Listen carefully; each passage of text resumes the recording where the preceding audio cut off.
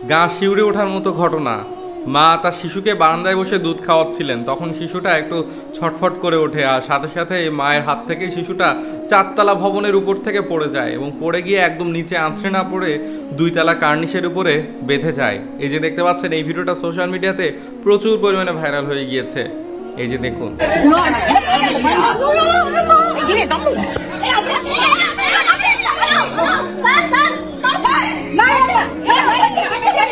পাশের বিল্ডিং এর প্রতিবেশীরা এই বিষয়টা দেখতে পারে এবং চিল্লাচিল্লি শুরু করে এবং আশেপাশের প্রতিবেশীরা এসে সেই শিশুটাকে বাঁচানোর জন্য নিচে একটা চাদর পেতে দাঁড়িয়ে থাকে এবং একটা ফোমও বিছিয়ে দেয় নিচে, যেন পড়ে গিয়ে ব্যথা না পায়। তারপর কয়েকটা লোক ওই বিল্ডিংয়ে ঢুকে 2তলার একদম চিকন কার্নিশে গিয়ে দাঁড়িয়ে থাকে এবং কয়েকজন তাকে সাপোর্ট দিতে থাকে এবং পরবর্তীতে সেই বাচ্চাটিকে ধরার চেষ্টা করে এবং শেষ পর্যন্ত তারা সফলও হয়। তাহলে তো বুঝতেই পারছেন, মা শিশুকে খাওয়াতে পারছিল না, শিশু অনেক বেশি জ্বালাতন করছিল, তাই বারান্দায় নিয়ে এসেছিল। এসে 8 মাসের শিশুকে বুকে দুধ খাওয়াচ্ছিল। সেই সময়ই শিশুটা একটু নড়াচড়া করে বসে এবং সাথে সাথেই হাত ফসকে সাইড দিয়ে নিচে পড়ে যায়। হয়তো সেই বারান্দায় কোনো গ্রিল দেওয়া ছিল না, তো যখনই পড়ে যায় তখনই আছড়ে একদম নিচে যদি পড়তো তাহলে তো বুঝতেই পারছেন সেই শিশুটা কি হতো।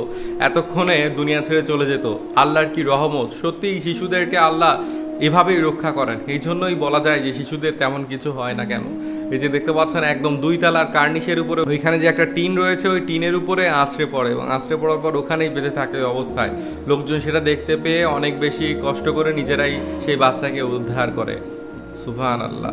তো যাই হোক, এই পুরো বিষয়টা তো আপনারা জানতেই পারলেন। মাদেরকেও আরও বেশি সাবধান হতে হবে আর জানলায় অবশ্যই বারান্দায় গ্রিল লাগানোর চেষ্টা করবেন যেন এরকম দুর্ঘটনা আর না দেখতে হয়। তো আজকের মতো বিদায় নিচ্ছি। পুরো বিষয়টা জেনে কী মনে হলো কমেন্ট করে জানাবেন। দেখা হচ্ছে পরবর্তী ভিডিওতে, ততক্ষণ আমার সাথেই থাকবেন। ধন্যবাদ।